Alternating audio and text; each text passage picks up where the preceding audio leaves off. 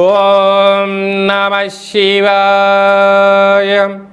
29/6/2026 సంవత్సరము 8 సంవత్సరాల తర్వాత నిజ జ్యేష్ఠమాస పూర్ణిమ సోమవారంతో కూడుకున్నటువంటి మూలా నక్షత్రంతో కూడా పూర్ణిమ అవ్వడము, ఒకవైపు ఏలనాటి శని చివరార్థ సంచార స్థితిలో ఉండడము, ఇలాంటి కాల సమయంలో కుంభరాశి వారు అనేక ఆర్థిక ఇబ్బందులతో, అనారోగ్య సమస్యలతో, సంపూర్ణమైన శత్రు బాధలతో, పోలీస్ స్టేషన్లు కోర్టు సమస్యలతో విలవిలలాడుతూ ఉన్నారు. ఏం చేసినా కలిసి రావట్లేదు. ఎన్ని ప్రయత్నాలు చేసినా మాటలేమో బాగా జరుగుతున్నాయి కానీ అద్భుతాలు జరగట్లేదు.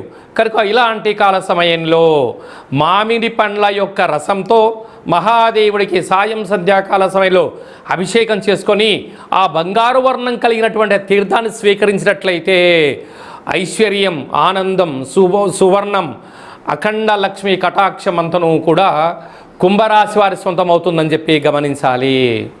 మీ వ్యక్తిగత జాతకం తెలుసుకోవాలనుకుంటున్నారా?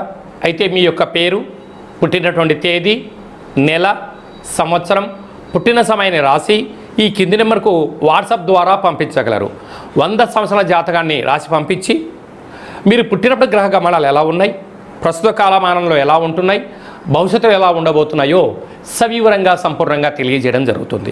అలాగనే చాలామందికి పుట్టినటువంటి కాల సమయంలో డేట్ ఆఫ్ బర్త్లో లేనటువంటి కారణం వలన మీ పేరు యొక్క మొదటి అక్షరం అనుసరిస్తూ రాశి యొక్క స్థితిగతులు తెలియచేస్తూ మీకు గవళ ద్వారా అనగా రమణ శాస్త్రం ద్వారా భూత, భవిష్యత్, వర్తమానాన్ని కాళభైరవ ఉపాసన చేత తెలియజేయడం జరుగుతుంది. ఈ కింది నెంబర్ని సంప్రదించి అపాయింట్మెంట్ తీసుకొని సంప్రదించగలరు. జయోస్తు దీర్ఘాయుష్మాన్ భవ.